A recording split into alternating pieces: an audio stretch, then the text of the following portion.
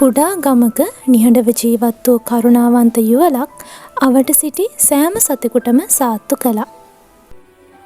එක උදෑසනක තනි වූ සුදු බලු පැටියෙක් කරුණාව සොයාගෙන ඔවුන්ගේ මිදුලට පැමිණියා. යුවල උණුසුම්ම බලු පැටියාව පිළිගත් අතර ඉක්මනින්ම ඒ බලු පැටියා ඔවුන්ගේ පවුලේ සමාජිකයෙක් බවට පත් වුණා. එක් දිනක් බලු පැටියා මහත් උද්‍යෝගයෙන් මහලු මිනිසාව විශාල ගසක් යට ඇති අමුතු ස්ථානයකට කැදවාගෙන ගිහිල්ලා පොළව හාරන්න පටන් ගත්තා. ඊට පස්සේ පුදුම දෙයක් වුණා. පොළව ඇතුලේ තිබිලා රන් කාසි පිරුණු පෙට්ටියක් ඔවුන්ට දැක ගන්න ලැබුණා. ඔවුන්ගේ නිවස අසල සිටි අසල්වාසී කෑදර යුවල මෙම සිදුවීම දැකලා ඊරිසියාවෙන් බලාගෙන හිටියා.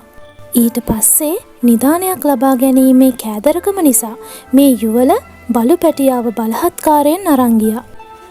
බලු පැටියා ලවා ඔවුන් පොළව හැරුවත් එයින් මතුනේ නම් නිදානයක් නෙවෙයි, ගල් ගොඩක් පමණයි. මෙයින් කෝපයටපත් යුවල බලු පැටියාව එතනම මරලා දැම්මා.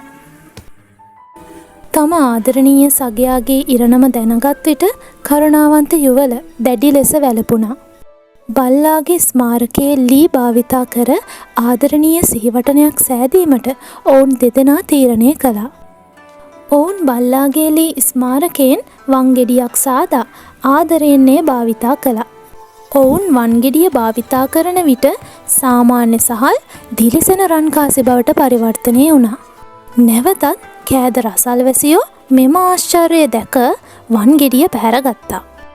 බලහත්කාරයෙන් භාවිතා කළ කෑදර යුවල වටිනා වංගෙඩිය කැබලිවලට කඩා දැම්මා. කරුණාවන්ත යුවල කැඩුණු කැබිලි එකතු කර බල්ලාට ගෞරවයක් විදිහට ඒවා ගිනි තැබුවා. ගින්නෙන් දැවී ගිය අලු දිලිසෙන කුඩු බවට පත් වූ අතර එය දැක ඔවුන් දෙදෙනාම පුදුමයට පත් වුණා.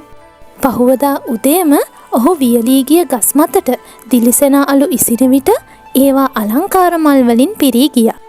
කෑදර යුවල ඔහු අනුකරණය කිරීමට උත්සාහ කළ නමුත් ඔවුන්ගේ අලු වලින් නිර්මාණය වූයේ මල් නොව දුමාරයක් පමණි.